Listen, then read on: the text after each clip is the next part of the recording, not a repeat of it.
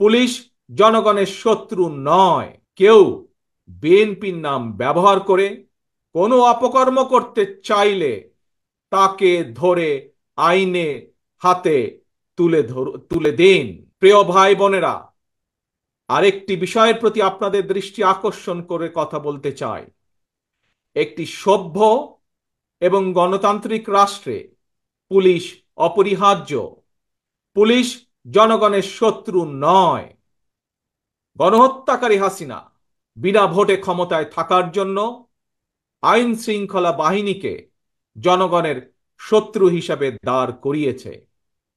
তবে আমি বিশ্বাস করি, বিএনপি বিশ্বাস করে, বাংলাদেশের গণতান্ত্রিক রাজনৈতিক দলগুলো প্রত্যেকে বিশ্বাস করে, পুলিশের ভেতরে একটি চক্র ছাড়া অধিকাংশ পুলিশ কর্মকর্তা এবং সদস্য চাকরিবিধি মেনেই, দেশের আইন কানুন মেনেই দায়িত্ব পালনের চেষ্টা করছেন।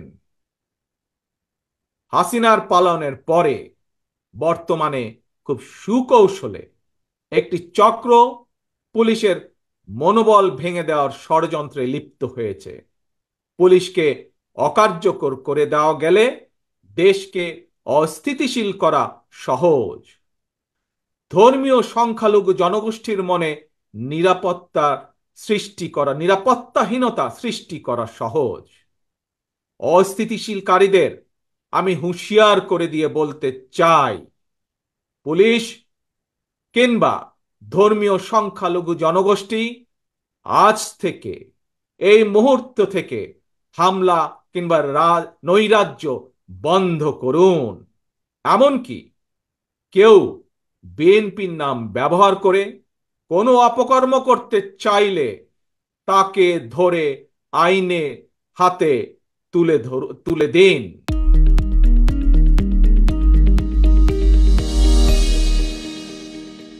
কোনো পুলিশের বিরুদ্ধে কোনো সুনির্দিষ্ট অভিযোগ থাকলে সংশ্লিষ্ট কর্তৃপক্ষের কাছে যথা নিয়মে অভিযোগ দায়ের করুন।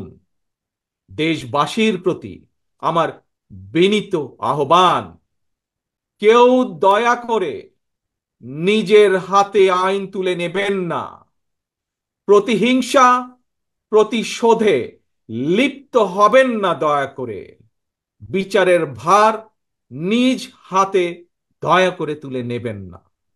কেবল দৃষ্টান্ত অনুসরণ নয়, নিজেই দায়িত্বশীলতা এবং মানবাধিকার দৃষ্টান্ত স্থাপন করুন।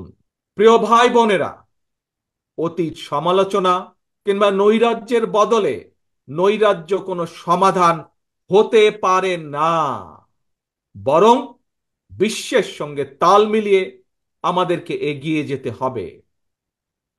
শাসন প্রশাসনকে সময়োপযোগী করে গড়ে তোলা এখন সবচাইতে গুরুত্বপূর্ণ সময়ের দাবি।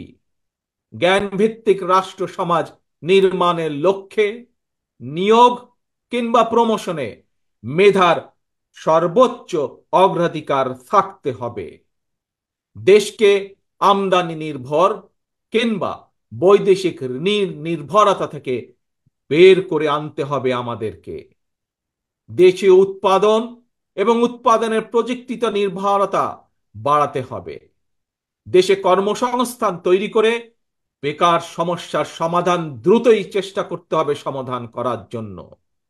গার্মেন্টস, শ্রম, ঔষধ, আউটসোর্সিং সহ সম্ভাবনায় খাতগুলোকে নিয়ে রফতানির বাজারের আওতা আমাদেরকে যে কোনো মূল্যে বাড়াতে হবে।